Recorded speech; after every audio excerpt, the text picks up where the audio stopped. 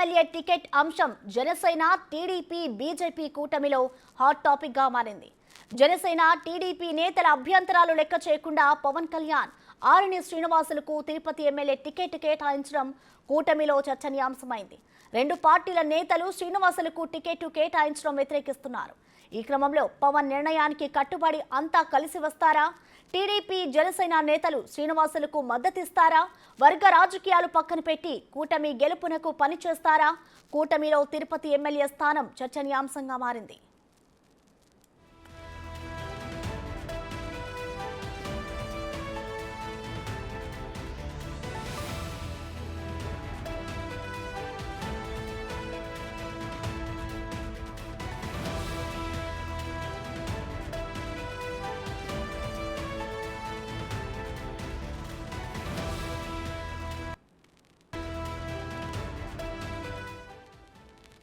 దీనికి సంబంధించిన మరింత సమాచారాన్ని మా ప్రతినిధి దామోదర్ అందిస్తారు.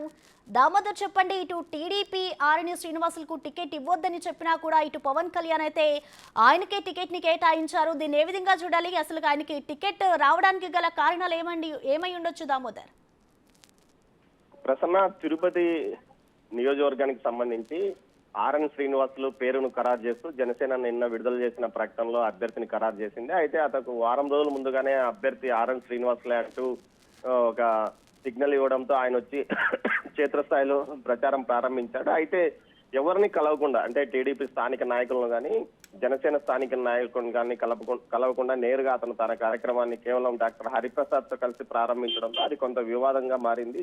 ఈ నేపథ్యంలో స్థానికంగా ఉన్న టీడీపీ నేతలు స్థానికుడికే టికెట్ ఇవ్వాలంటూ కూడా సమావేశాలు పెట్టారు. ఇదే సమయంలో జనసేనలోనే ఓ వర్గం ఆరని గోబ్యాక్ అంటూ ఫ్లెక్సీలు వేస్తున్న పరిస్థితి. తాజాగా నిన్న విడుదల చేసింది ప్రకటనలో ఆరణి శ్రీనివాసులే మరోసారి ఖరారు చేస్తూ ప్రకటన జారీ చేసిన నేపథ్యం. అంతకు ముందుగానే చంద్రబాబు నాయుడు తెలుగుదేశం పార్టీ శ్రేణులను అమరావతి పిలిపించుకొని జనసేన ఎవరికి టికెట్ ఇస్తే వారికి పనిచేయాలంటూ ఖచ్చితంగా పనిచేయాలని ఆదేశాలు జారీ చేసినట్టు తెలుస్తుంది. మరోవైపు నాగబాబు వద్ద జరిగిన పంచాయతీలో కూడా అటు కిరణ్ రాయల్ వర్గం కానీ మిగతా అన్ని వర్గాలు అభ్యర్థి ఎవరైనా సరే మీరు ఖచ్చితంగా పనిచేయాల్సిందంటూ ఆదేశాలు ఇచ్చిన పరిస్థితి. ఈ నేపథ్యంలో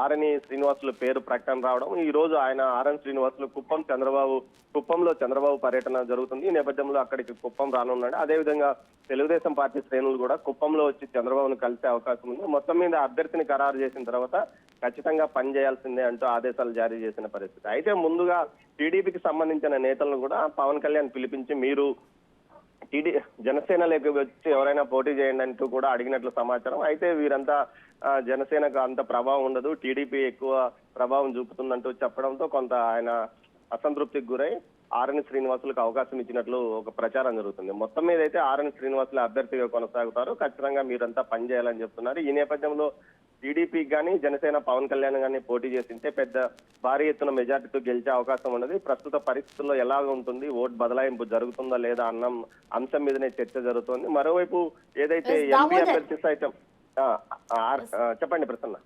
దామోదర్, చూసుకుంటే ఇటు టీడీపీ బీజేపీ రెండు పార్టీలు కూడా పొత్తులో ఉన్నాయి జనసేనతో కలిసి. సో ఇలాంటి నేపథ్యంలో ఆరణి శ్రీనివాసులకు టికెట్ కేటాయించారు. మరి ఇటు టీడీపీ కానివ్వచ్చు అలాగే బీజేపీ కానివ్వచ్చు, దాంట్లో ఉన్న పార్టీ పెద్దలు ఇప్పుడు ఆరణి శ్రీనివాసులకి సపోర్ట్ ఇస్తారనుకోవచ్చు. ఆ నియోజకవర్గంలో అసలు ఆయనకి సపోర్ట్ ఏ విధంగా ఉందనుకోవచ్చు దామోదర్? ప్రస్తుతానికైతే టీడీపీలోనే 4 వర్గాలు ఆర్ఎన్ శ్రీనివాసులకు దూరంగా ఉన్నాయి. కేవలం డాక్టర్ కోడూరు బాలసుబ్రహ్మణ్యం వర్గం మాత్రమే ఆయనతో పనిచేస్తుంది. మిగతా వర్గాలు మాత్రం ఏదైతే ఆర్ఎన్ శ్రీనివాసులు వర్గానికి దూరంగా ఉన్నాయి. వీరంతా పనిచేస్తారా లేదా అన్నది చంద్రబాబు ఇచ్చే ఆదేశాలు కొంత కఠినంగా ఆదేశాలు ఇచ్చే అవకాశం ఉంది. అయినప్పటికీ మనస్ఫూర్తిగా పనిచేస్తారా, క్షేత్రస్థాయిలో ఓటు బదలాయింపు చేయడానికి అవకాశం ఉందా? ముఖ్యంగా ఏదైతే తిరుపతి నగరంలో టీడీపీ క్యాడర్ మీదనే ఆధారపడి జనసేన ఎన్నికలు నిర్వహించాల్సిన అవసరం ఉంది. ముఖ్యంగా బూత్ స్థాయిలో టీడీపీ క్యాడరే బలంగా ఉంది. అలాంటి పరిస్థితుల్లో బూత్ ఏజెంట్లను కానీ ఇతర ఏదైతే ఎన్నికల వ్యవహారాన్ని నడిపించాలంటే ఖచ్చితంగా టీడీపీ సహకారం అవసరం. ఇలాంటి పరిస్థితుల్లో బీజేపీ కానీ జనసేన కానీ ప్రభావం అంత ఏమాత్రం ఉండదు. కనీసం వారు 5-6 పోలింగ్ బూతుల్లో కూడా ఏజెంట్లను పెట్టుకునే పరిస్థితులు లేని చోట టీడీపీ పూర్తి సహకారం అందించాల్సిన అవసరం ఉంది. ఇదే సమయంలో ఇంకో మైనస్ పాయింట్ గా చెప్పవచ్చు ఏంటంటే బీజేపీకి కూడా ఏదైతే ఎంపీ అభ్యర్థిని కూడా బీజేపీ తరఫున ప్రకటించడంతో పూర్తి స్థాయిలో తిరుపతి అసెంబ్లీ నియోజకవర్గానికి సంబంధించి పూర్తి స్థాయిలో అటు ఎంపీ గానీ ఎమ్మెల్యే గానీ సైకిల్ సింబల్ కనిపించే పరిస్థితి లేకపోవడం కూడా కొంత మైనస్ గా మారే అవకాశం ఉంది. దీంతో ఏదైతే టీడీపీకి పూర్తి సాంప్రదాయ ఓటర్లు ఉంటారో వారంతా అయోమయానికి గురయ్యే అవకాశం ఉంది. ముఖ్యంగా ఏదైతే జనసేన సింబల్ ను పూర్తి స్థాయిలోకి జనంలోకి తీసుకెళ్లాలంటే ఖచ్చితంగా స్థానిక జనసేన నాయకుల సహకారంతో పాటు బీజేపీ టీడీపీ నాయకుల సహకారం అవసరము. వీరు ఎంత మాత్రం ఆర్ఎన్ శ్రీనివాసులతో కలిసి పనిచేస్తారు, ఈ ప్రచారాన్ని నేరుగా జనంలోకి తీసుకెళ్తారు. పవన్ కళ్యాణ్ ఉన్న క్రేజ్ ఓ స్థాయి వరకే ఉంటుంది. అది క్షేత్రస్థాయిలో రైట్. పూర్తిగా సంప్రదాయ ఓటర్లను బయటికి తీసుకొచ్చి జనసేనకు ఓటు బదలాయింపు చేసే పరిస్థితి ఉంటుందా లేదా అన్న పరిస్థితి మీద మాత్రం కొంత సందిగ్ధత నెలకొంది ప్రసన్న. Thank you Damodar.